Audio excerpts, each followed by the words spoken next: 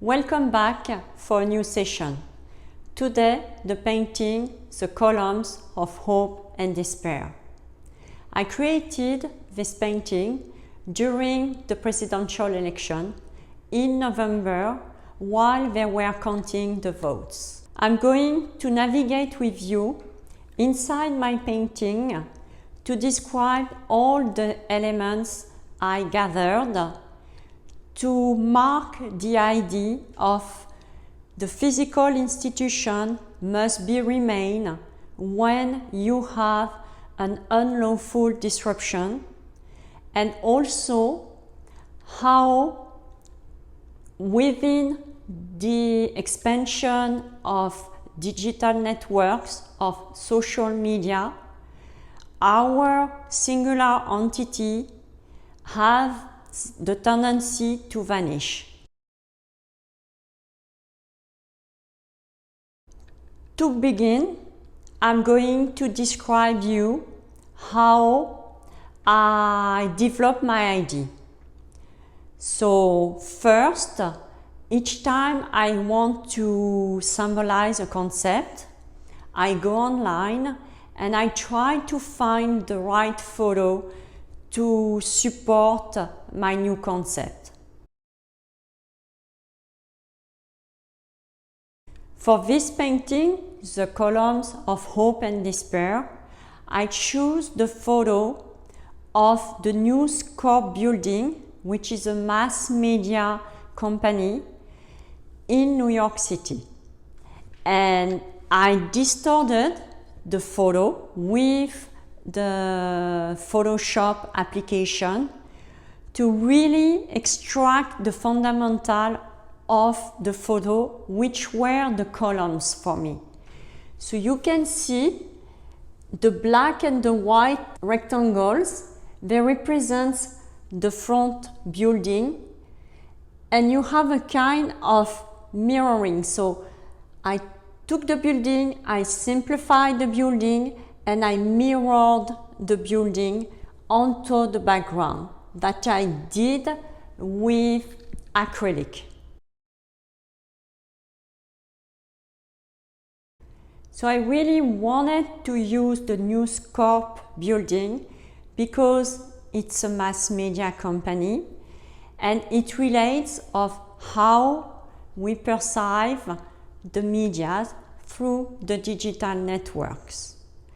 And also, I wanted to emphasize the fact that you have the white and the black shape, and for me, the black shape represents the part of where our individual self, so our individuality, has the tendency to vanish through the digital networks, because as we interact online, the algorithms lead us to a kind of group, a similar group, which is made of our singular qualities. So each of us, we have certain singularities that are gathered into a certain group to build this group and then to put this group in opposition with another group.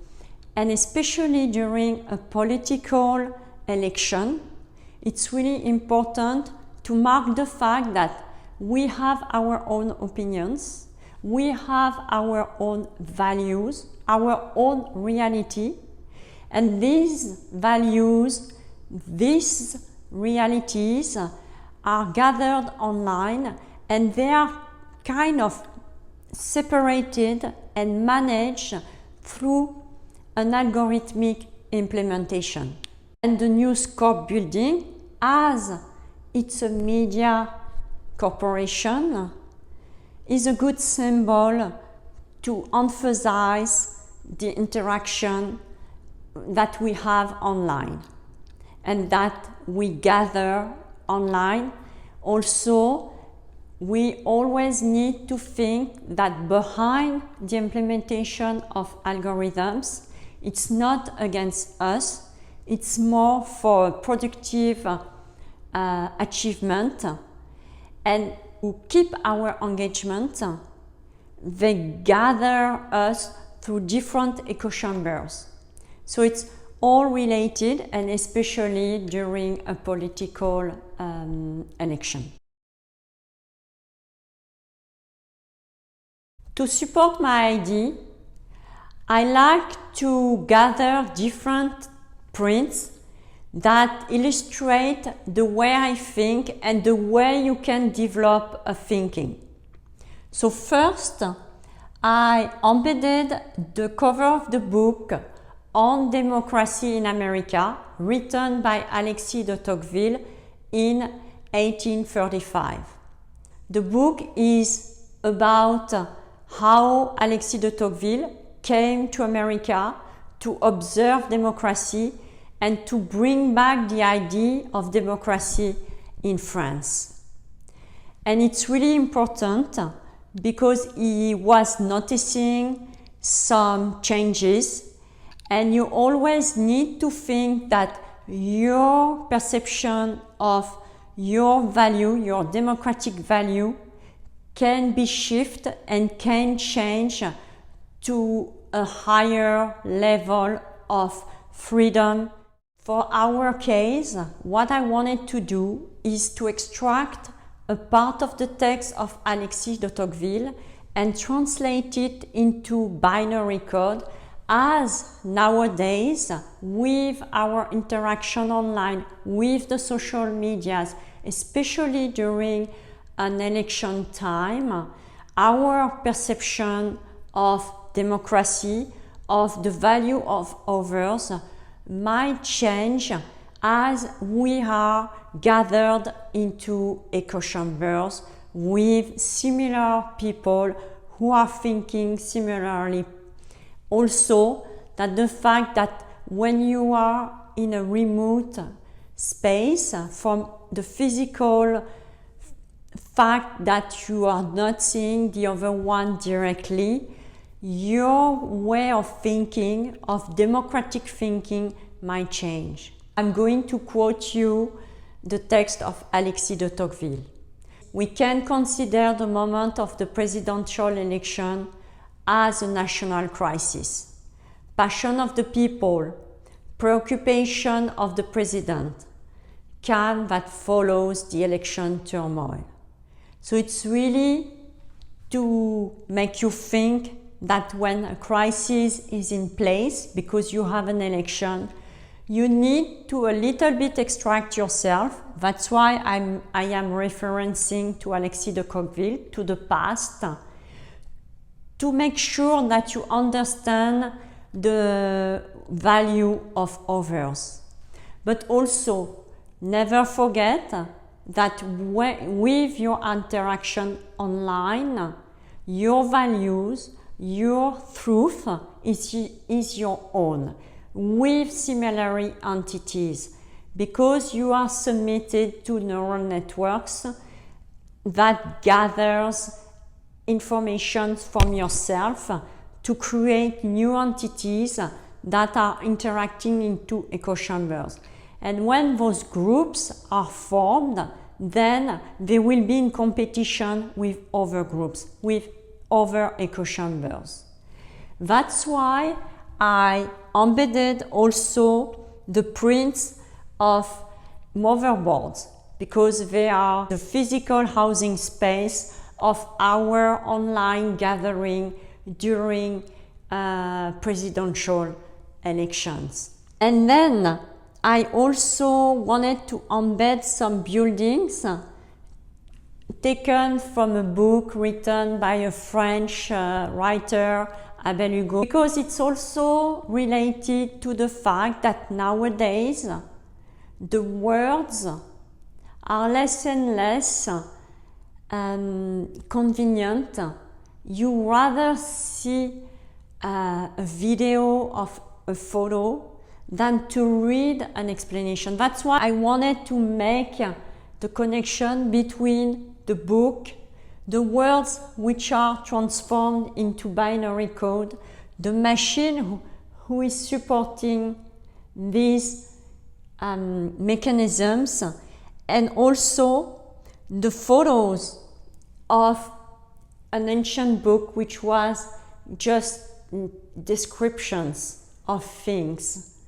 Then, on the top of that, I added the drawing of a neural network with lines, and those lines link all those different elements. And they are like not anymore the physical machinery, they are more a digital machinery. Then I added the blueprint of the White House, which is a symbolic of institutional power. But also, I wanted to describe the fact that I found this blueprint online through the Google search. So it raises the question of how the reality is given to us. Is it real? How the blueprint has been changed or hasn't been? Is it, historically speaking, relevant? Is it something that you can use today to forge your perception of politics? So it raises all those questions of symbolic values, democratic values, and reality, given the fact that you are driven by neural networks. And at the very end, I added the city of the future made by algorithms, and it's how we gather together, it's how we are so close to each other, but not physically speaking, more digitally speaking, because those cities, they almost mimic the motherboard, the machine.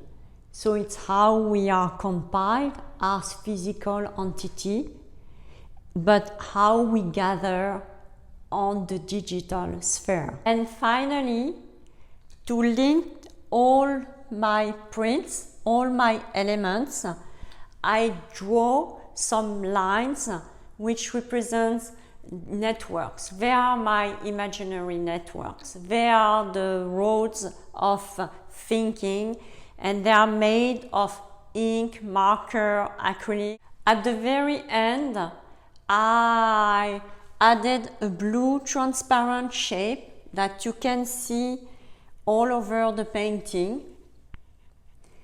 And there are those different geometrical transparent shape. They represent the fact that you have non-physical entity that might become our social and political regulatory power. And we need to think that those digital institutions might lead us onto the fact that those institutions will have a digital death and life over the citizen, with the expansion of digital truth, digital political reality. And you can make a parallel with the book of Hannah Arendt, Totalitarianism, about the fact when you had the camps, people were in camps extracted from the society, and they could simply disappear. You made people disappear. And it's when you have a strong life and death over the citizen. That's why then I'm developing the digital heterotopias of Michel Foucault, the French philosopher. I took his concept of the other spaces that I implemented into the thinking of the future of digital heterotopias. And for this matter in particular, the digital political institution, as I said, might have a life and death over the citizen, as their digital relevance might not be accurate, having the effect on their physical entity. What is the value of the physical entity when the value of the digital entity is not relevant anymore, politically speaking or economically speaking, as the person might not interact sufficiently online, things like that. So we need to expand our thinking of now we have a political system, now we have a democracy with strong institutions. When you think that you have more and more those echo chambers of political digital interaction that are competing against each other to feed the machine, to feed the system. And we are part of the system. So I'm not for or against. It's just we need to understand how it works and how we can prevail the biased thinking of the ones who want to control others and lead to a less democratic system. This is it for today. I hope you liked the presentation.